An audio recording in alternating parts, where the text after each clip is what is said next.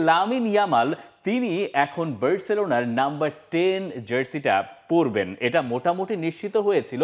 আনুষ্ঠানিকভাবে ঘোষণা এলো আগের দিন এবং তার সঙ্গে নতুন কন্ট্রাক্টও রিনিউ করেছে বার্সেলোনা, যার মেয়াদ 2031 সাল পর্যন্ত। লামিন ইয়ামালকে আমরা দেখছিলাম, তিনি তার দাদিকে নিয়ে এসেছিলেন এবং সেখানে তার হাতে তুলে দেওয়া হয়েছে নাম্বার 10 জার্সিটা।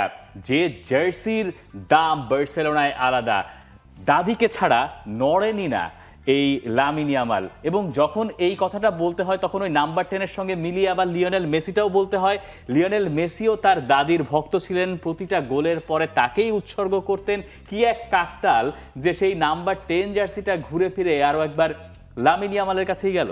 দেখেন, লামিন ইয়ামাল তার ইন্টারভিউতে লিওনেল মেসির কথা বলেছেন। আপনি আরো একটা বিষয় কাকতাল হিসেবে দেখতে পারেন। 10 নম্বর জার্সি লিওনেল মেসি যখন পরেছিলেন, তার আগে লিওনেল মেসির জার্সি নাম্বার ছিল কত? 19। এই লামিন ইয়ামাল তিনি লাস্ট সিজনও খেলেছেন নাম্বার 19 জার্সিতে। এই সিজন থেকে তিনি হচ্ছে 2031 সাল পর্যন্ত এই নাম্বার 10 জার্সিটাই তিনি পরবেন। আর এটা ওইটা না, কাপড় ধোয়ার একটাই সলিউশন, চাকা অনেক। এইটা হচ্ছে ওই লামিন ইয়ামালের ছোটবেলায় ওই মেসির হাতে ছবি তোলা, মানে মেসির পথ ধরেই যেন তিনি এগিয়ে যাচ্ছেন সেটা মনে হলো। তিনি যেটা বলছেন, মেসির মতো খেলে আইডল হয়েছেন, তিনি তার মতো পথ আসলে লামিন ইয়ামাল তিনি তৈরি করতে চান। ছোট থেকে আমার স্বপ্ন ছিল বার্সার হয়ে খেলা, 10 নম্বর জার্সিতে খেলতে পারা। বার্সেলোনার প্রতিটা শিশুরই এমন স্বপ্ন থাকে। মেসি এই জার্সিতে তার পথ তৈরি করেছে, আমি আমার পথ তৈরি করব। বার্সেলোনার এই নাম্বার 10 জার্সিটা এর আগে আপনি খেয়াল করেন মারাদোনা পরেছিলেন, রিভালদোকে আমরা এই জার্সি পড়তে দেখেছি, রোমারিওকে দেখেছি, আর বিংশ শতাব্দীর যদি হিসেব করেন সেখানে কতজনকে আমরা চিনি, রিকেলমে, রোনালদিনিও, লিওনেল মেসি। তিনি হচ্ছে গিয়ে এতদিন কন্টিনিউ করেছেন সেই 2008 থেকে 2021। এরপর জার্সিটা যার কাছে গিয়েছিল আনসু ফাতি। সেই আনসু ফাতির ক্যারিয়ারটা ওভাবে হাইলাইটেডই হয়নি, ইনজুরি একটা বড় প্রবলেম ছিল। সেই আনসু ফাতিকেও বার্সেলোনা লোনে পাঠিয়ে দিয়েছে মোনাকোতে। এখন তার মানে এই 10 নম্বর জার্সির মালিক হয়ে গেছেন লামিন ইয়ামাল। আনসু ফাতির সময়টায় তখন ধরা হচ্ছিল যে তাকে দিয়ে গেলে এটা খুব মন্দ হয় না সেই সময় পর্যন্ত, কিন্তু এরপর তো আনসু ফাতির ক্যারিয়ারটা উল্টো পথে যাওয়া শুরু করলো। মেসি যখন নাম্বার 10টা নিয়েছিলেন রোনালদিনো চলে যাওয়ার পর তখনও অনেকে মনে করছেন এটা আবার জার্সি তার জন্য চাপ হয়ে যায় কিনা। তখনও মেসি আর্জেন্টিনায় নাম্বার 10 অলিম্পিকে পড়েছেন, কিন্তু ন্যাশনাল টিমে তখনও নিয়মিত পড়েন না, তখন রিকেলমের কাছে নাম্বার 10 ছিল। কিন্তু ওই নাম্বার 10 নিয়ে লিওনেল মেসি প্রথমবার খেলে চ্যাম্পিয়ন্স লিগ জিততেন, যদিও তার মেডেল আগেই একটা ছিল যেটা রোনালদিনিওরা জিতেছিলেন, ওইটার মেডেলও তিনি পেয়েছিলেন। এখন দেখা যাক যে লামিন ইয়ামাল এই প্রেশারটা কন্টেইন করতে পারেন কিনা। লামিন ইয়ামাল এরই মধ্যে তার ইউরো জেতা হয়ে গেছে, এরই মধ্যে তাকে ধরা হয় তিনি বিশ্বের অন্যতম সেরা ফুটবলার, তরুণ তো বটেই। ইয়ামালের জন্য এটা চাপ হবে না, কারণ তিনি এগুলো আসলে গায়ে ওই অর্থে মাখান না। কিন্তু বার্সেলোনায় এখন যেটা নিয়ে আলোচনা হতে পারে আমার মনে হয় সেটা হচ্ছে এই যে লামিন ইয়ামালরা তারা এখন বার্সেলোনার ট্রেনিং ক্যাম্পে যোগ তো দিয়েছেনই বা দিচ্ছেনই ছুটি কাটিয়ে, তারা এখন যাবেন এশিয়াতে, তাদের প্রীতি ম্যাচ রয়েছে।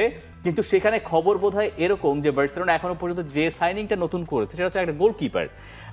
একজন গোলকিপার সাইন করার পরে তাদের ক্যাপ্টেন মার্ক আন্দ্রে টের স্টেগান একা প্র্যাকটিস করছেন এবং আপনি জানেন 3 গোলকিপার আছে বার্সেলোনায়। বার্সেলোনা শেষ পর্যন্ত সম্ভবত টের স্টেগানকে আমরা আর দেখতে পাবো না, তাকে হয়তো লোনে কোনো জায়গায় দেওয়া হতে পারে, বিক্রিও করে দেওয়া যেতে পারে, কারণ তিনি চাইছেন 2026 বিশ্বকাপে জার্মানি যেহেতু তিনি নাম্বার 1 হওয়ার কথা কাগজে কলমে, নিয়মিত গেম টাইমটা নিশ্চিত করতে।